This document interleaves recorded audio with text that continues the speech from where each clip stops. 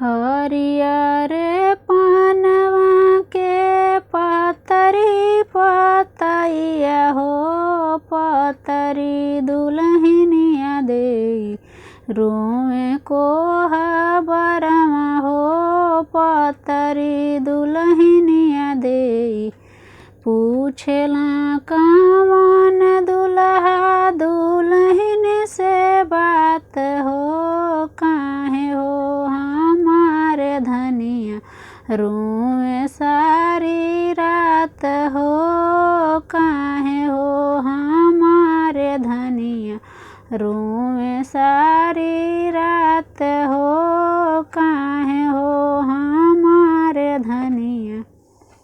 किया सुधिया आवे तुहरे अम्मा के दुलार हो, किया सुधिया आवे धनिया सखिया सहेलिया हो, किया सुधिया आवे धनिया।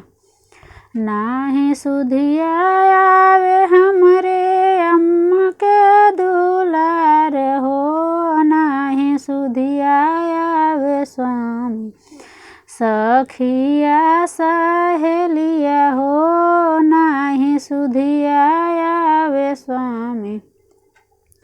हम के ते आवे सुधिया लहुरा बीरनवा हो, वही के बेरिया बाबू छोड़े नाया चरवा हो, वही के बेरिया बाबू चुप हो खधनिया कहनवा हमरो मान हो, तुहरो बीरनवा धनिया कार भेजी बोलैब हो, तुहरो बीरनवा धनिया।